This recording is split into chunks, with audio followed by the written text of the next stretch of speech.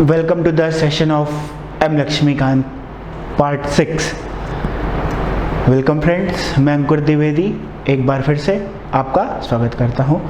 अभी तक हम लोग एम लक्ष्मीकांत का चैप्टर नंबर 1 हिस्टोरिकल बैकग्राउंड है, इसकी 2 क्लास कंप्लीट कर चुके हैं। इसकी 2 क्लास में हम लोगों ने रिवोल्ट ऑफ 1857 तक पढ़ लिया हुआ है। अब हम लोग इसके आगे चलेंगे। जी हाँ, कुछ बच्चों का कमेंट्स आया था फेसबुक पे और व्हाट्सएप पे। बच्चे पूछ रहे थे कि सर एमसीक्यूज़ तो आए नहीं। बच्चे एमसीक्यूज़ चैप्टर के लास्ट में आएंगे। जब हम लोग ये चैप्टर नंबर 1 ख़त्म कर लेंगे तो एक 40 to 50 क्वेश्चंस की एक सीरीज़ होगी, 1-1.5 घंटे की। उसमें सारे क्वेश्चन चैप्टर 1 से रिलेटेड एमसीक्यूज़ होंगे, जितने civil service exam plus group B के कुछ एग्ज़ाम्स में पूछे गए हैं वो डिस्कस किया जाएगा। पर हम लोग की ये सीरीज़ का जो एम है टोटल सिविल सर्विस एस्पिरेंट्स को टारगेट करके चल रही है, तो हम लोग इसमें फोकस ज़्यादा आईएएस और प्री और मेंस के ऊपर ज़्यादा टारगेट करेंगे। चलिए हम लोग अपनी क्लास को आज आगे बढ़ाते हैं। हम लोग ने पिछली क्लास में रिवोल्ट ऑफ 1857 तक पढ़ लिया था और देखा था कि ये क्राउन रूल, उसके बाद अब हम लोग का क्या होगा, शुरू होगा। हमने आपको पिछली क्लास में बताया था ना, अंग्रेजों के शासन को 2 पार्ट में ब्रेक किया गया है। एक पार्ट था हम लोगों का कंपनी रूल, एक पार्ट था क्राउन रूल। कंपनी रूल कब तक था? रिवोल्ट ऑफ 1857 के पहले। अब कौन सा रूल आएगा? Crown rule. तो आइए देखते हैं क्राउन रूल में क्या क्या चीज़ें आती हैं। पर बच्चों एक चीज़ जान लो, क्राउन रूल में अब आपको यहाँ पे कुछ चीज़ें परिवर्तित मिलेगी। कैसे परिवर्तित मिलेगी? 1857 के पहले जो ब्रिटिशर्स की धारणा होती थी वो इंडियंस के प्रति एक एक्सप्लॉइटिंग होती थी। वो भारतीयों को एक्सप्लॉइट करने की कोशिश करते थे। तो क्या रिवोल्ट ऑफ 1857 के बाद बदल गई? क्या बदली नहीं, पर अब उसमें डिप्लोमेसी आ गई।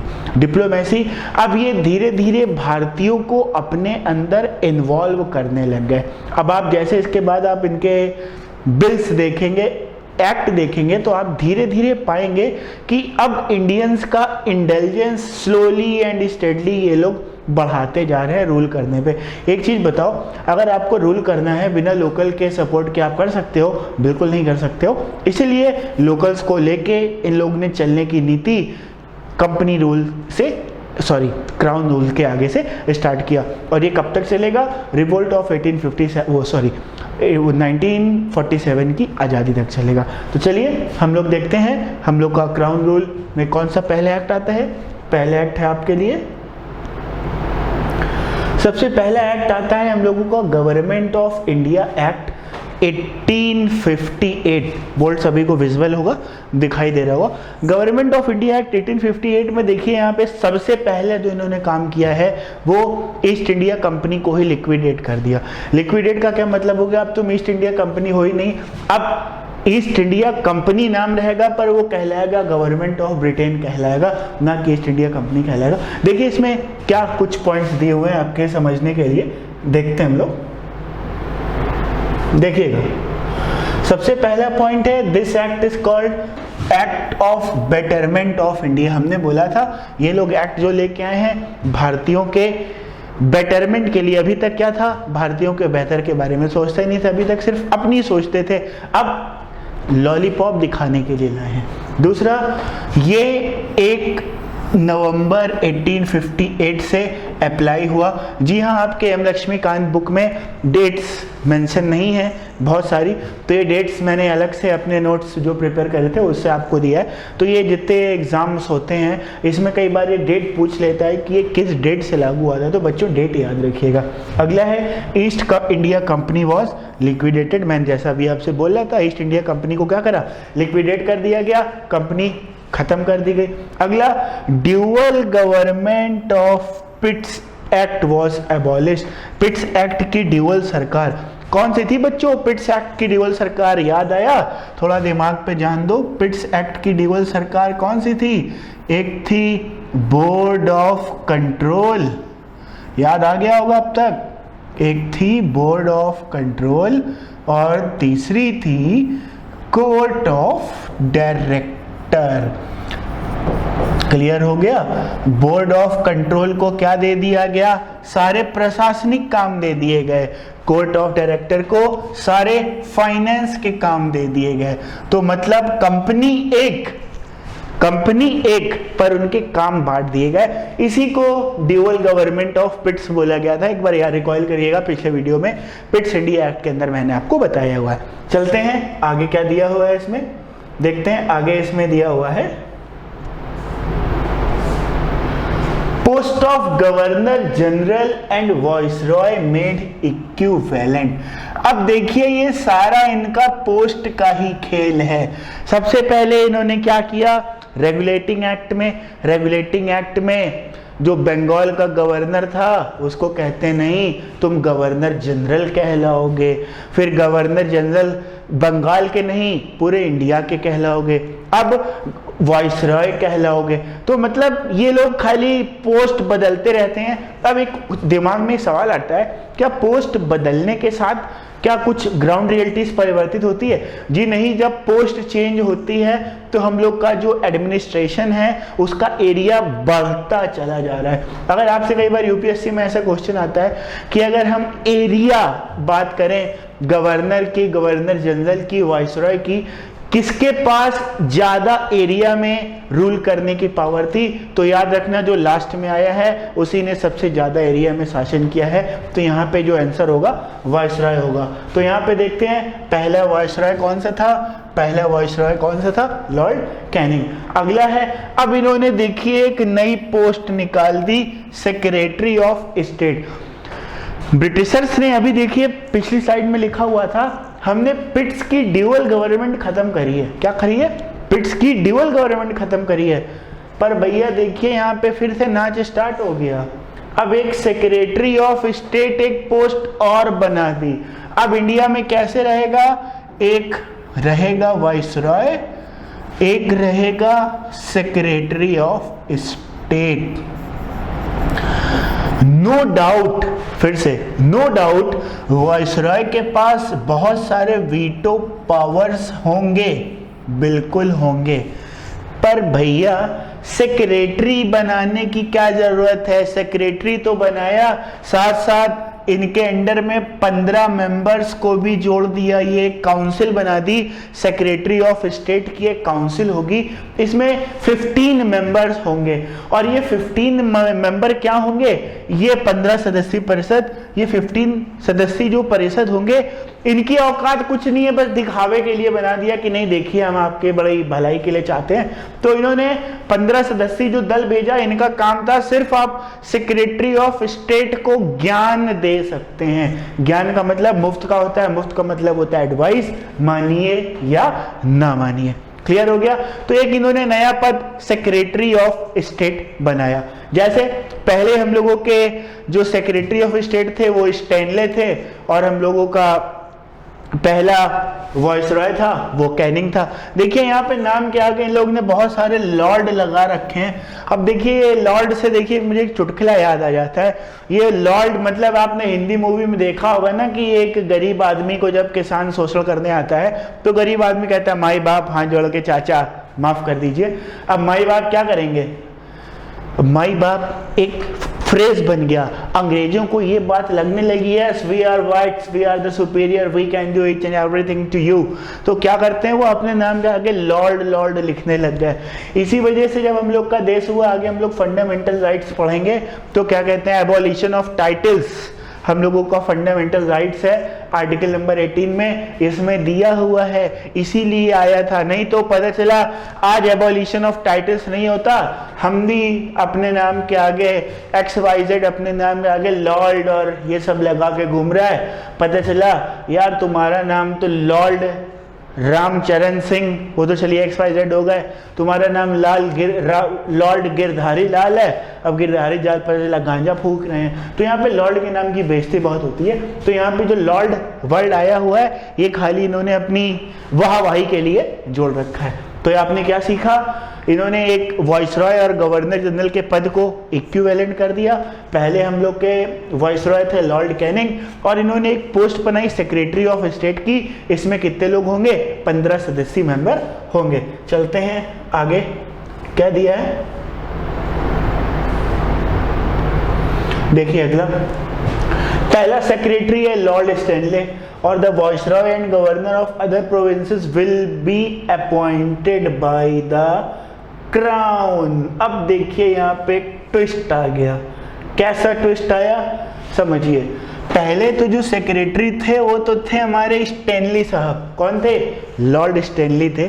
पर जो दूसरा पॉइंट है ये थोड़ा ट्विस्ट है। दूसरे प्रांतों के वॉइसरॉय और गवर्नर को क्राउन द्वारा नियुक्त किया जाएगा। Who is crown? कौन क्राउन है यहाँ पे? Who is crown over here? यहाँ पे crown refers to queen. Crown refers to king of Britain.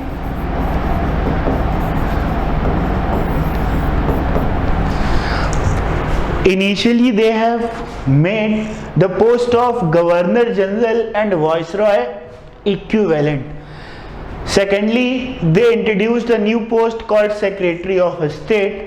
And thirdly, they are saying that Viceroy and Governor will be appointed by the Crown. Then what the hell Secretary of State and Viceroy doing in India? Means this signifies ना कि Britishers does not believe in the ruling persons who are appointed in India. समझ गए ना? Britishers बिल्कुल यकीन ही नहीं करते थे जो भारत में आके काम कर रहे हैं, इसलिए हमेशा दोहरी नीति लेके आते थे। तुम शासन करो, तुम्हारे ऊपर ये, तुम्हारे ऊपर ये, तुम्हारे ऊपर ये। इसी ड्यूअल रोल को आज हम लोग के इंडिया के पार्लियामेंट में भी तो रखा गया है। सबसे पावरफुल होता है कौन? Prime minister. और सबसे फर्स्ट पर्सन होता है वो प्रेसिडेंट। अब ये प्राइम मिनिस्टर और प्रेसिडेंट ये हम लोग आने वाली क्लास में पढ़ेंगे। पर यहाँ पे जो क्राउन वाली बात आ गई, यहाँ से ये बात निकल के आई।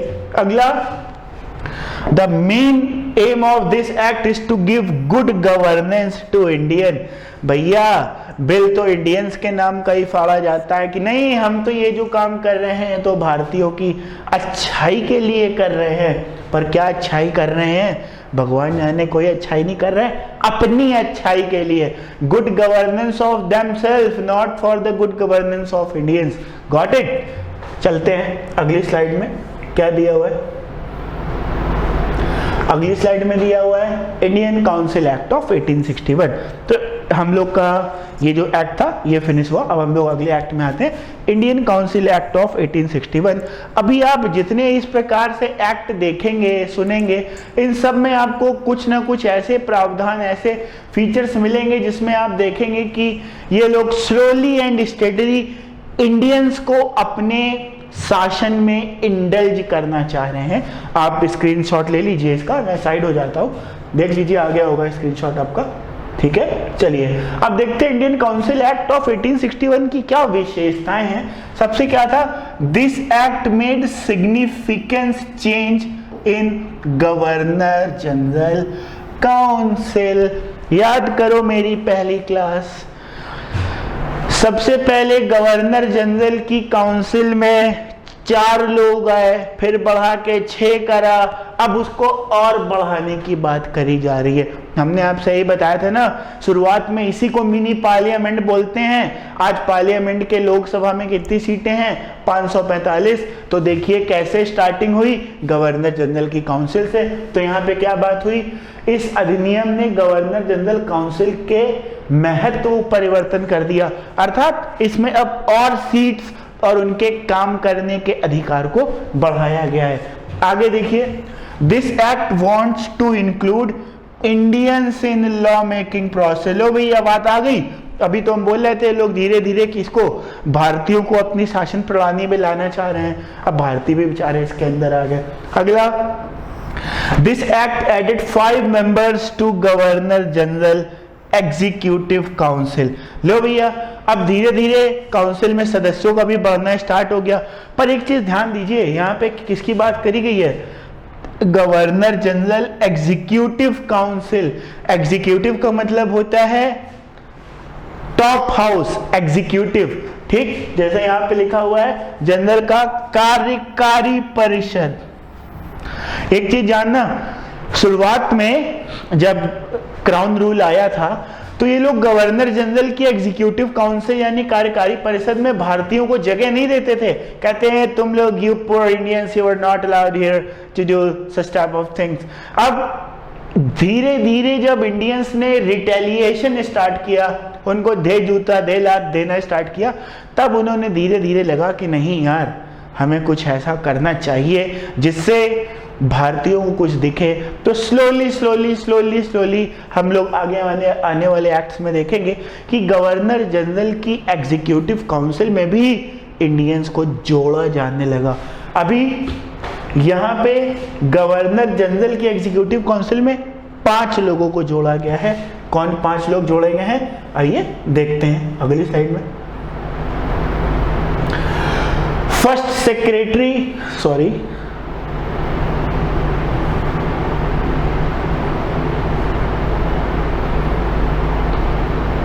ठीक, फर्स्ट सेक्रेटरी हम लोग के लॉर्ड स्टैनले, वो मैं पहले ही आपको बता चुका हूं। और अब क्या है, the viceroy and governor of other province will be appointed by crown, ये भी हो चुका है। The main of the good governance to Indians, ये भी हो चुका है। इस साइड हम लोग पढ़ चुके हैं, गलती से मतलब मुझे दोबारा खुल हुई है। अगला इंडियन काउंसिल एक्ट ऑफ 1861 में, ये हम लोग यहाँ तक पढ़ चुके थे। अब यहाँ पे देखिए बहुत इंपॉर्टेंट चीज आई भैया, अब इन्होंने पहली बार मंत्रिमंडल की प्रणाली स्टार्ट करी। आज आप देखते हैं ना मंत्रिमंडल कैसे होता है, कैसे काम करता है। तो भारत में अगर आपसे पूछा जाएगा मंत्रिमंडल यानी पोर्टफोलियो सिस्टम, ये कहां से आया? पोर्टफोलियो सिस्टम इस एक्ट से आया। इस एक्ट के पहले भारत में मंत्रिमंडलपन नहीं था, अब मंत्रिमंडल सिस्टम को स्टार्ट कर दिया है। तो यहाँ पे क्या बोला गया? Portfolio system introduced by Lord Canning. ये जरूरी याद रखिएगा, कई बार एग्जाम में MCQs में पूछ लेता है कि सबसे पहले इंडिया में पोर्टफोलियो सिस्टम किस ब्रिटिशर ने स्टार्ट किया था, तो उसका जवाब होगा लॉर्ड कैनिंग का। ठीक, अगला, the now legislative council of governor general would be in large 6 से 12। अभी हमने क्या बोला था, शुरू में 4 थी, फिर कितनी हुई 6, अब कितनी हुई 12, फिर आगे हो गए 36, फिर ऐसे करते करते 545। ये आज 2020 में है। समय लगता है चीजों को इवॉल्व होने में, धीरे धीरे बढ़ेंगे आगे। ठीक, अगला, 3 Indians nominated Raja of Banaras, Maharaja of Patiala और सर दिनकर राव। हमने बोला था ना, इनमें से 5 लोगों को एग्जीक्यूटिव काउंसिल में बढ़ाया गया है। तो इसमें से क्या कहते हैं, 3 भारतीयों को भी इसमें नामांकित किया गया था। और ये 3 भारतीय कौन थे? बनारस के राजा, पटियाला के महाराजा और सर दिनकर राव। ये कई बार क्वेश्चन सर दिनकर राव में पूछा जाता है। सर दिनकर राव को किसने नामांकित किया था, ये किस काउंसिल में नामांकित किए गए थे, इस पे आप लोग ध्यान रखिएगा, MCQs में ये कई बार पूछ लेते हैं। चलते हैं हम लोग आगे, चलते हैं। अगला एक देखिए, यहाँ पे एक नया वर्ड आ गया,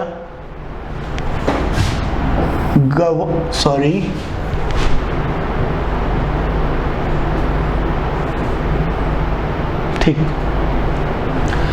एक नया वर्ड बोल्ड पे लिखा हुआ है, ऑर्डिनेंस। ऑर्डिनेंस क्या होता है? ऑर्डिनेंस अध्यादेश। आज हम लोग में जैसे अभी थोड़े दिन पहले अभी चल ही रहा है किसान बिल, सरकार पहले इस पे अध्यादेश लाई थी, फिर अध्यादेश को सरकार में पास कर दिया। तो ये अध्यादेश लाने की पावर भी गवर्नर जनरल को पहली बार इस एक्ट में दी गई थी। तो यहाँ पे क्या दिया है, the governor general can promulgate ordinance which will be valid for 6 month. तो मतलब यहाँ पे गवर्नर जनरल को भी ऑर्डिनेंस लाने का अधिकार दे दिया गया। ये कई बार ये आप लोग के में फैक्चुअल क्वेश्चन PCS एग्जाम में पूछ लिया जाता है, तो ये आप लोग याद रखिएगा ये कैसे संभव होता है। अगला, the council of governor general can dissolve secretary of state. मतलब समझे, गवर्नर जनरल के अंदर जितने 15-16 लोगों की टीम है, अगर उनको सेक्रेटरी ऑफ स्टेट का काम नहीं पसंद आ रहा है तो वो उनको डिसॉल्व कर सकते हैं। क्लियर हो गया? Bombay and Madras presidency restored. Bombay और मद्रास की प्रेसिडेंसी जो पहले आपने देखा था उसको बंद कर दी गई थी, उसको दोबारा से कर दी गई थी, एक्टिवेट कर दी थी। और legislative council of Calcutta can pass law for whole British India. Calcutta की विधान परिषद पूरे ब्रिटिश भारत के लिए कानून पारित कर सकती है। तो देखिए, एक तरीके से जो कलकत्ता की विधानसभा है वो आज एक पार्लियामेंट के रूप में नहीं वर्क कर रही है। फिर से, जो कलकत्ता की विधानसभा है वो आज क्या एक पार्लियामेंट के रूप में वर्क नहीं कर रही है।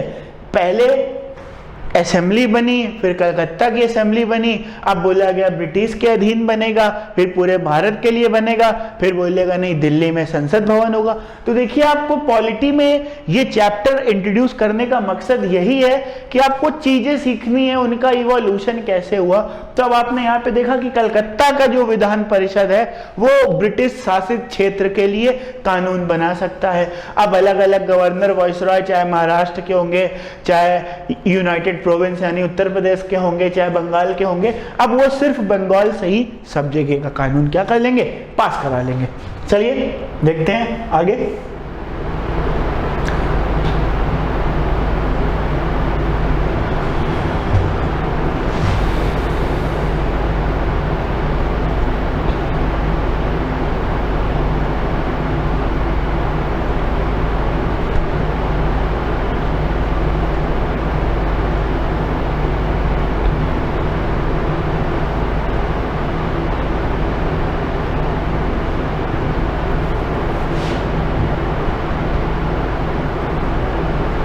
यहाँ तक हम लोग ने पढ़ा था, थोड़ा टेक्निकल ग्लिच हो गया, थोड़ा इस पे भी इग्नोर करिएगा, 2 मिनट का पॉज है।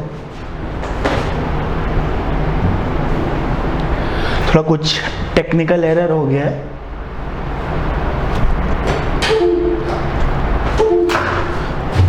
अब देखते हैं, सही चलने की उम्मीद है।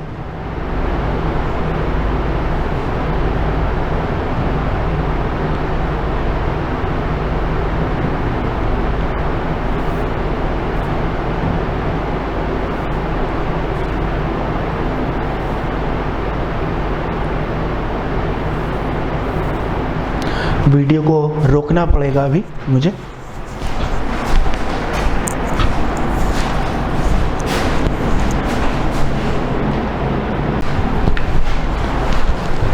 Welcome back.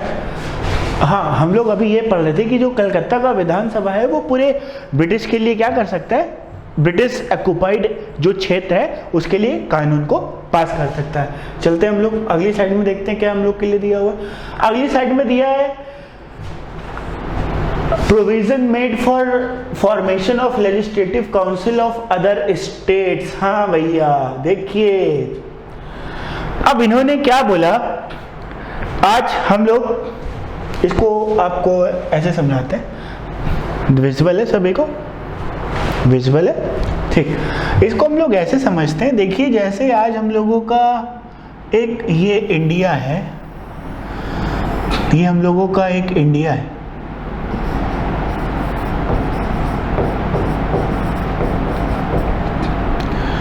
और इंडिया में कई सारे स्टेट्स हैं।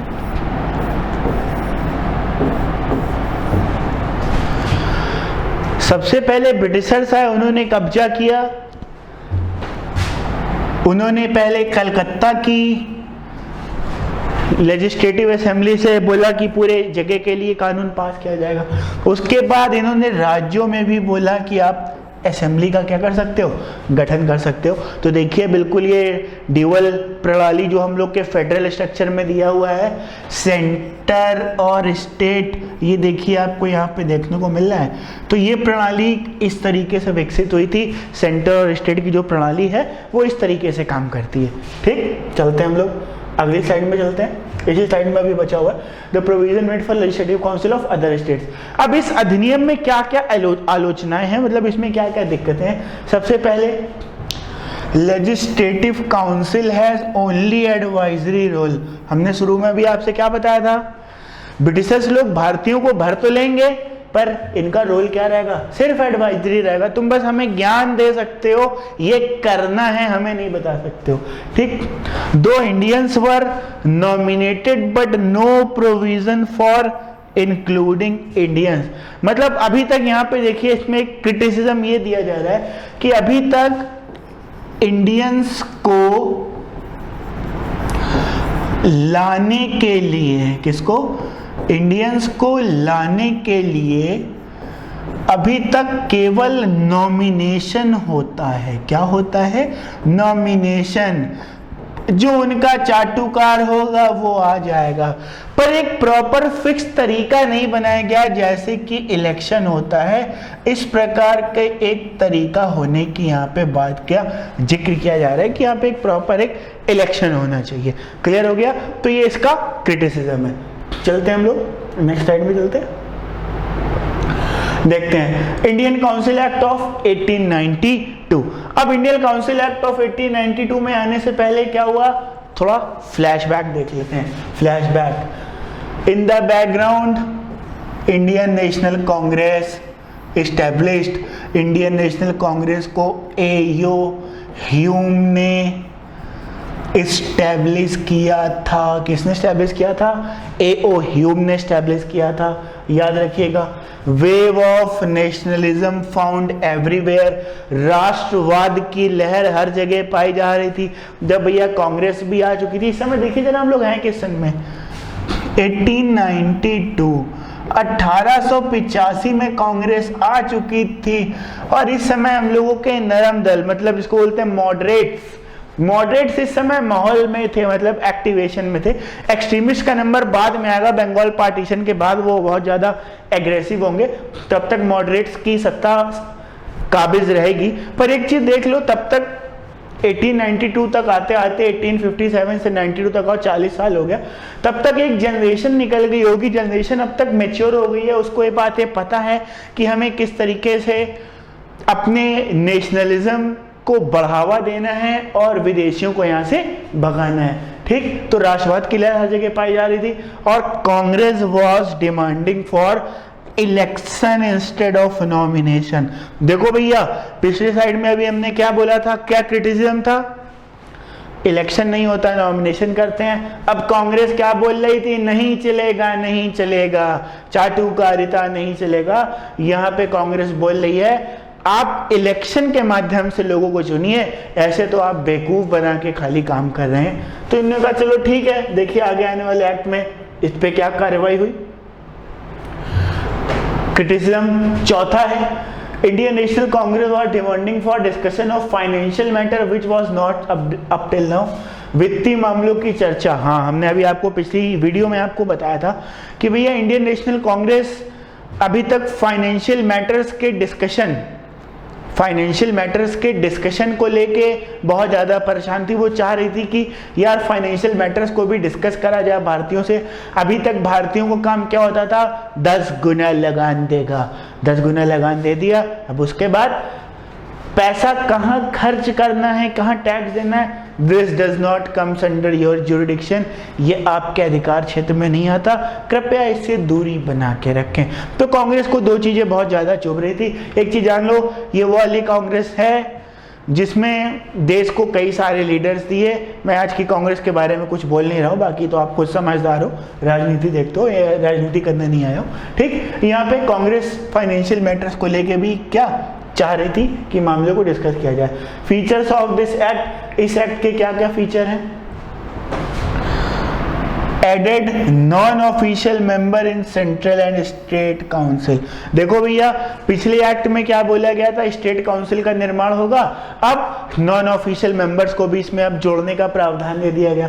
तो मतलब धीरे धीरे एक प्रकार से जैसे पार्लियामेंट आज वर्क करता है, उसकी नींव बाई नींव, स्टेप बाय स्टेप यहाँ पे एक्ट में आके काम चल रहा है। एक्चुअल ये जो पहला चैप्टर है पॉलिटी का, ये पूरा मॉडर्न हिस्ट्री का चैप्टर है। ये मॉडर्न हिस्ट्री जब आप पढ़ेंगे, कब से, इवोल्यूशन ऑफ कांग्रेस और उससे पहले, मतलब India struggle to independence, revolt of 1857 के बाद से, तब आपको इसमें सारी चीजें मिल जाएंगी इसके अंदर, ठीक। पर पॉलिटी का पार्ट है, हम लोग को इसको डिस्कस करना है, ठीक। आगे चलते हैं। अब सेंट्रल काउंसिल में 16 लोग, सेंट्रल काउंसिल का मतलब यहाँ पे हो रही है बात बंगाल की। किसकी बात हो रही है? बंगाल की। और बंगाल काउंसिल 20 और मद्रास काउंसिल 20, इतने लोग इसमें क्या कर दिए गए? ऐड कर दिए गए। चलते हैं हम लोग आगे। The member of legislative council is given right to ask question on budget. विधान परिषद के सदस्यों को प्रश्न पूछने की इजाजत। देखो अभी क्रिटिसिज्म क्या था पिछले एक्ट का? हमको बजट पे जी सवाल नहीं पूछने देते। इसमें क्या बोला? अरे गरीबों पूछो कितने सवाल पूछने हैं, अब आप बजट पे डिस्कशन कर सकते हैं। क्या कर सकते हैं? डिस्कशन कर सकते हैं।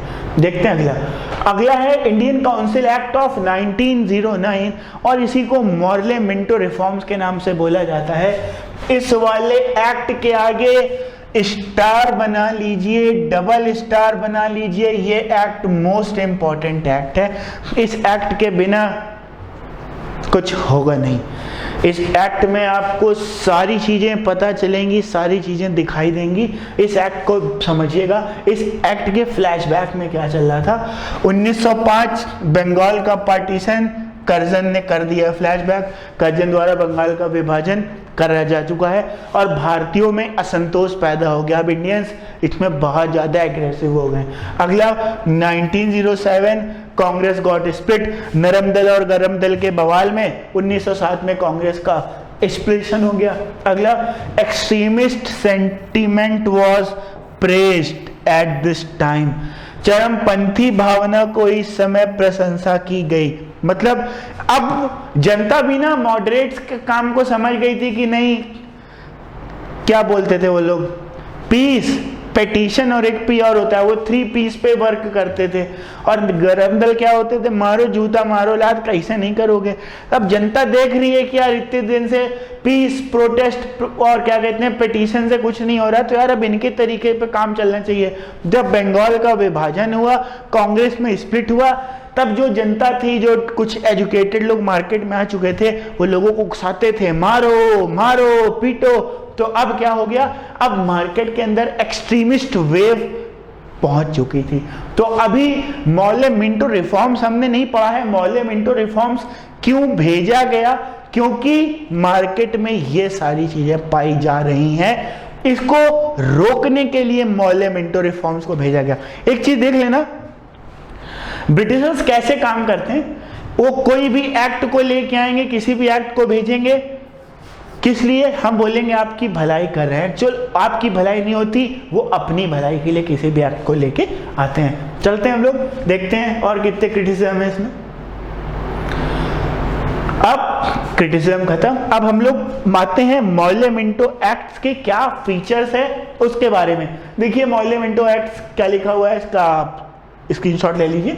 चलिए अब इसका जो पहला फीचर है, this act was bought to increase participation of Indians under British rule. हमने क्या बोला? हर एक्ट किस लिए लाया जाएगा? भारतीयों को जोड़ने के लिए नहीं। You are our friends, no we can include you in our kitty and you can come and do this and that, फलाना ढिमाका। मतलब इंडियन को एक लॉलीपॉप, छोटी सी 2 रुपए वाली किस्मी बारे लोग स्लोली एंड स्टेडली पकड़ाने के चक्कर में थे। ठीक, अगला size of central and state legislative council is increased. Central council को 16 से 60 कर दिया गया, तो और बंगाल, मद्रास और यूपी को 50। हमने क्या बोला? धीरे धीरे विधानसभा पहले थी नहीं, विधानसभा बनी, अब विधानसभा की सीटें बढ़ रही हैं। तो यहां से आपको इस बात का अंदाजा मिल जाएगा। जैसे आपसे पूछा जाएगा कि बंगाल में कितनी सीटें थी, कब बनी, कैसे बनी, तो ये आपको उसका ट्रैक है। इसका पूरा ट्रैक आप मॉडर्न हिस्ट्री में रखिएगा। ठीक, चलते हैं अगला पॉइंट। तीसरा पॉइंट है, first time Indians was inducted to viceroy executive council. थोड़ी देर पहले की क्लास हमारी याद करो। थोड़ी देर पहले मैंने बोला था वाइसरॉय का जो दो मैटर होते हैं, एक होता है गवर्नर जनरल की काउंसिल, एक होती है वाइसरॉय। हमने सुपीरियर होते हैं, इस काम में भारतीयों को रखना नहीं चाहते क्योंकि यही लोग सब काम करते थे, खाली ये लोग तो भारत को लॉलीपॉप देते थे।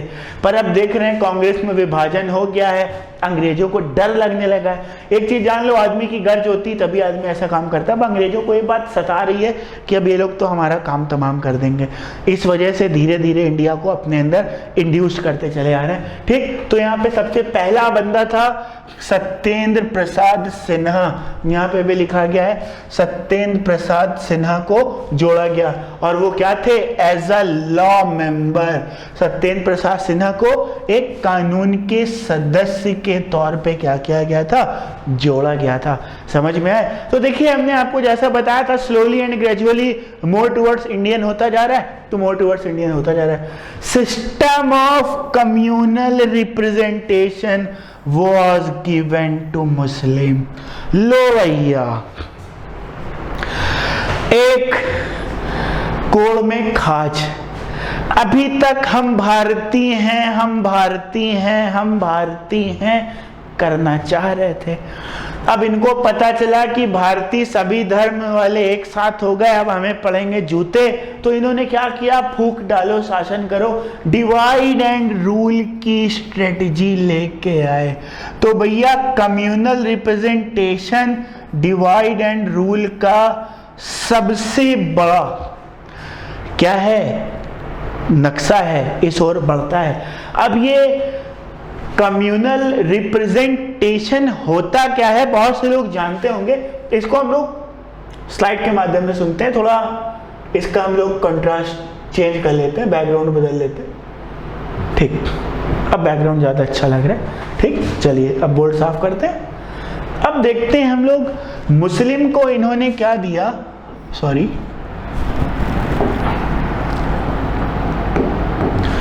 इन्होंने मुस्लिम्स को क्या दिया? एक सेपरेट इलेक्टोरेट। क्या दिया? Separate electorate.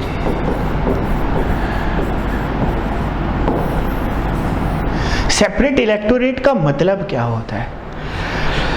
सेपरेट इलेक्टोरेट का मतलब ये होता है बच्चे, जैसे आज देखते हो कोई भी इलेक्शन होता है तो आपके गली में चाहे हिंदू खड़ा हो, चाहे मुस्लिम खड़ा हो, चाहे सिख खड़ा हो या ईसाई खड़ा हो, सब लोग उसको मिलके चुनते हैं। कम्युनल रिप्रेजेंटेशन का मतलब ये होता है, एक ये क्षेत्र है, मान लेते हैं यहाँ पे हिंदू है 40%, मुस्लिम है 60%, तो अब इस क्षेत्र से मुस्लिम को टिकट दिया जाएगा और इसको वोट केवल मुस्लिम ही लोग देंगे, हिंदू लोग इसको वोट नहीं दे सकते। तो इसको हम लोग बोलते हैं कम्युनल रिप्रेजेंटेशन। कम्युनल रिप्रेजेंटेशन का मतलब मुस्लिम मुखिया को मुस्लिम द्वारा ही चुना जाएगा, और भारत में हिंदू के अलावा जो दूसरी सबसे बड़ी धार्मिक लोग थे वो मुस्लिम लोग थे। तो भैया उन्होंने कहा दो मेजॉरिटी लोगों के बीच में अगर आप दंगा करवा देते हैं तो हम लोग का बहुत हद तक मकसद सॉल्व हो जाएगा। तो बहुत नेशनलिज्म के गुब्बारे फूट रहे हैं इनके मन में, वो सब खत्म हो जाएंगे। तो यहीं से इन्होंने कुछ ऐसे काम किया। चलते हैं हम लोग अपनी स्लाइड की तरफ। ठीक, तो यहाँ पे फर्स्ट टाइम ये कर लिया। दूसरा, communal representation was given to Muslim, और Minto was called father of communal electorate. Minto को सांप्रदायिक मतदाताओं का पिता कहा जाता है। ये बात तो शायद सभी जानते हैं। मिंटो को क्या कहा जाता है? सांप्रदायिक मतदाताओं का पिता कहा जाता है। क्यों कहा जाता है? क्योंकि ऐसा ये लाने वाले ये पहले बंदे यही थे। चलते हैं हम लोग अगली स्लाइड की ओर।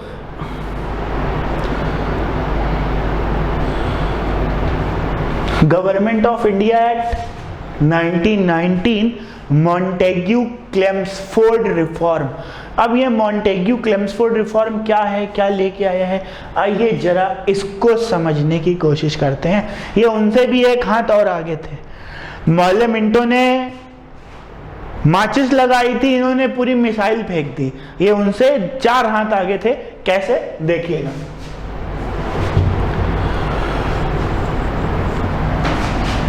पहले उसके फ्लैशबैक में चलते हैं। सबसे पहला उस दौरान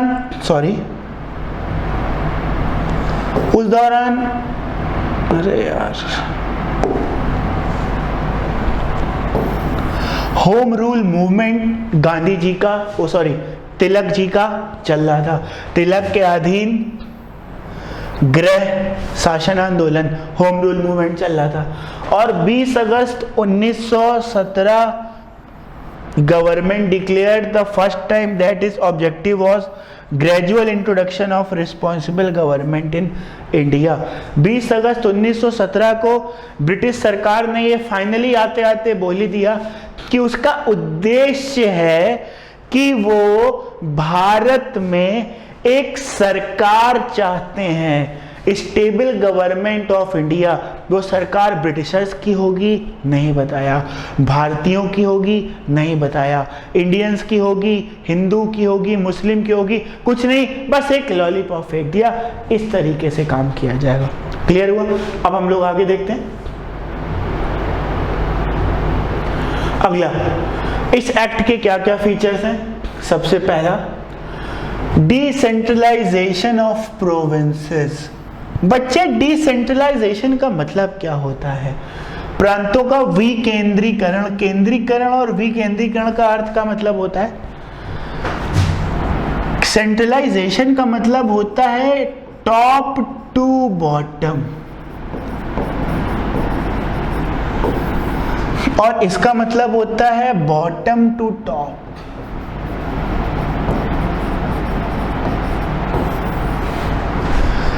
किसी कंपनी में, मैं एक एग्जांपल देता हूं, सेंट्रलाइजेशन और डिसेंट्रलाइजेशन का काम क्या होता है। एक कंपनी है जहां सेंट्रलाइजेशन चलता है, उस कंपनी के नौकर को पानी पीना है, हर चीज XYZ सारे काम मालिक से पूछ के करने होंगे। मान लीजिए कोई भिखारी आया, उसको 1 रुपए देना है तो फोन करेगा, साहब 1 रुपए क्या मैं उसको दे दूं। ये सेंट्रलाइजेशन होता है। डिसेंट्रलाइजेशन क्या होता है?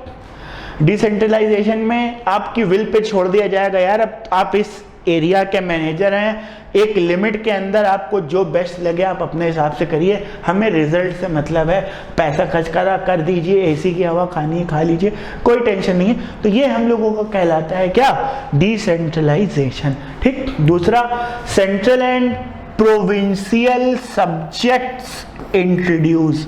अब ये सेंट्रल और प्रोविंशियल सब्जेक्ट्स क्या होते हैं, इसके बारे में जानकारी करते हैं। आपको एक चीज जान लीजिए,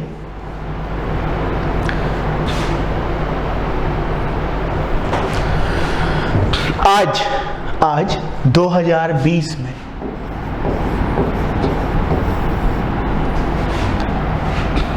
इंडिया का जो पार्लियामेंट है, ये पूरे इंडिया के लिए रूल बनाता है। किसके लिए बनाता है? इंडिया के लिए। पर इसके कुछ अपने सब्जेक्ट्स हैं। आज वर्ल्ड सब्जेक्ट बोला जाता है, लिस्ट है, वो उसकी लिस्ट आती है। उसके बाद आता है स्टेट, एक छोटा सा, जो स्टेट की विधानसभा होती है, उसको अपने लिए कानून बनाने का अधिकार होता है, पर एक लिमिट होती है। इसको सब्जेक्ट आज बोला जाता है, पहले बोला जाता था, आज ये लिस्ट कहलाती है। तो इसी प्रकार से इन्होंने सब्जेक्ट लाने की कोशिश करी गई कि अगर ये मामला होगा तो हम करेंगे, वो मामला होगा तो आप खुद कर लेना। तो आज हम लोग के यहाँ जो लिस्ट सिस्टम आया है वो यहाँ से इवॉल्व होके आया है। फिर से जो आज हम लोगों का लिस्ट सिस्टम आया है वो यहाँ से इवॉल्व होके आया है। ठीक। प्रांतों का विकेंद्रीकरण, केंद्रीय और प्रांतीय विषयों की शुरुआत की। ठीक। अगला, provincial subjects was divided into 2 part. प्रांतीय विषयों को 2 भाग में बांटा गया, ट्रांसफर सब्जेक्ट और रिजर्व सब्जेक्ट। ट्रांसफर सब्जेक्ट और रिजर्व सब्जेक्ट का मतलब क्या होगा? ट्रांसफर सब्जेक्ट पे आप कानून बना सकते हो, रिजर्व सब्जेक्ट पे आप नहीं कर सकते, वो ये लोग करेंगे। चलते हैं हम लोग आगे। ये सारी डिटेल जो जिनको अभी थोड़ा सा अटपटा सा लग रहा होगा, ये है क्या, सब्जेक्ट क्या है। पॉलिटी देखो भाई, धीरे धीरे ही चीजें समझ में आना होती है, क्योंकि हर चैप्टर का लिंकअप एक दूसरे से होता है। अगर हम इसी पे आज डबल क्लिक कर दें, लिस्ट पे ही चले जाएं, तो लिस्ट का ही टॉपिक कम से कम 2 घंटे का है। तो अभी बस अपने दिमाग में छोटे छोटे स्टार बनाते चलिए और डिब्बा बना लीजिए उस स्टार के नीचे, और स्टार के बाद नाम दे दीजिए ये लिस्ट। अब जब हम लोग उस चैप्टर में आएंगे तो उसके अंदर लिख लीजिएगा। चलते हैं हम लोग अगला।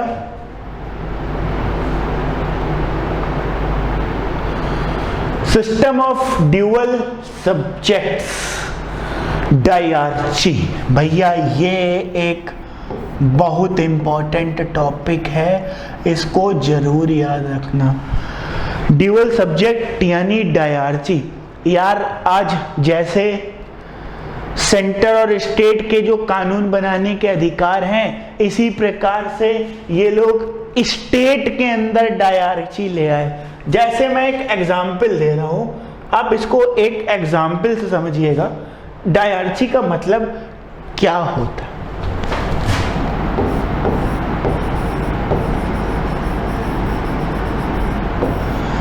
डायआर्ची का मतलब क्या होता है?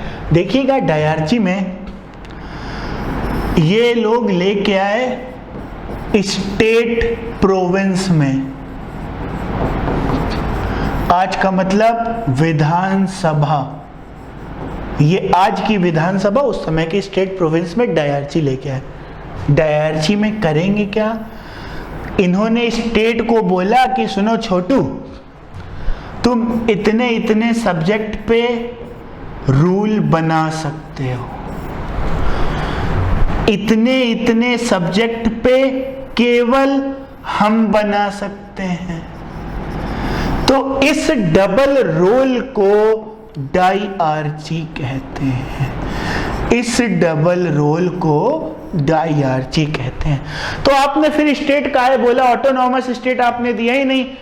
कुछ हम करें कुछ आप करो तो हम किस बात के स्टेट। पर आज इसी डायआर्ची का डाइल्यूट वर्जन आज हम लोग यूज करते हैं, आज हम लोग के पार्लियामेंट में ये पाया जाता है। ठीक, देखिए आगे। It introduce first time bicameralism. Bicameralism को लॉन्च किया गया in Indian legislative council. Bicameralism का मतलब होता है 2 हाउस। आज इंडिया में सेंटर में 2 हाउस होते हैं, लोकसभा और राज्यसभा। पहले एक ही हाउस हुआ करता था, ठीक। बाद में इसको अब देखिए 2 कर दिया गया। तो आज हम लोग का पार्लियामेंट में 2 सदन होते हैं। इसकी हिस्ट्री यहाँ पे छुपी हुई है। धीरे धीरे आगे ये लोग स्टेट में भी जाएंगे और कुछ स्टेट में भी 2-2 हाउस कर देंगे। कैसे कर देंगे? जो आज हम लोग के स्टेट में विधानसभा और विधान परिषद होती है। तो यहाँ पे आपको इन सब के प्रमाण मिलेंगे, प्रूफ मिलेंगे कि कैसे जो आज चीज है वो यहां तक कैसे डेवलप होके आई, उसके पीछे का रीजन इसके अंदर दिया हुआ है। ठीक। It introduce the first time bicameralism. Upper house को कहा जाएगा council of state, lower house को कहा जाएगा लेजिस्लेटिव असेंबली। तो देखिए वही हो गया। आज हम लोग का अपर हाउस कहलाता है राज्यसभा और आज हम लोगों का लोअर हाउस कहलाता है लोकसभा। तो देखिए यहाँ पे लोकसभा और राज्यसभा का जन्म हो चुका है। ये आगे आते आते 1956 तक अपर हाउस का नाम काउंसिल ऑफ स्टेट्स और लोअर हाउस का नाम हम लोग का रहेगा हाउस ऑफ पीपल। ये चल रहा था 1956 में, इसको चेंज करके लोकसभा और राज्यसभा किया गया। तो ये आगे तक आपको चीजें मिलती रहेंगी। ठीक, देखते हैं आगे। अगला, all the 6 members of house will be elected through direct election। देखो भैया, अभी तक कांग्रेस क्या मांग रही थी? इलेक्शन कराओ, इलेक्शन कराओ, इलेक्शन कराओ। अब देखिए यहाँ पे इलेक्शन कराने की इन्होंने क्या कर दी है, बात कर दी है। घर घर में सभी सदस्यों को कैसे चुना जाएगा? चुनाव के माध्यम से चुना जाएगा। अब देखिए यहाँ पे एक नाच और इन्होंने किया, क्या? Communal representation was extended to Sikh, Indian, Christian, Anglo Indian, European. सांप्रदायिक प्रतिनिधित्व, जैसे मुस्लिम को मुस्लिम चुनेगा, सिख को सिख चुनेगा। अब देखिए धीरे धीरे लोग फूंक डालो, शासन करो कर रहे हैं कि मतलब एक चीज एक साथ रहेगी तो हमें हरा देगी, पर अगर आप इसके छोटे छोटे टुकड़े और फ्रैगमेंट कर दोगे तो हम नहीं हार पाएंगे ना। तो भैया यहाँ से देखिए एकता में बल होता है। और अगला, लंदन में भारत के लिए उच्चायुक्त का नया कार्यालय, new office high commission of India London में क्या किया गया, क्रिएट किया गया, बनाया गया। चलते हैं आगे।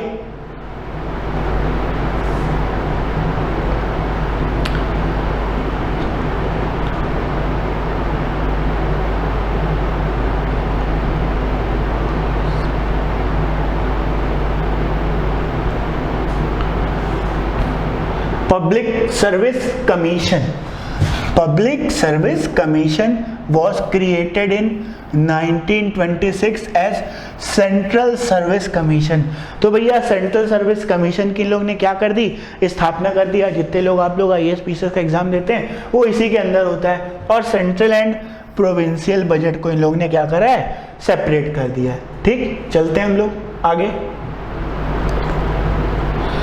अब आया इसके बाद साइमन कमीशन। देखिए आपको मूवी दिख रही होगी, Simon go back, Simon go back, Simon go back. पर साइमन कमीशन की बात हम लोग अगले लेक्चर में करेंगे।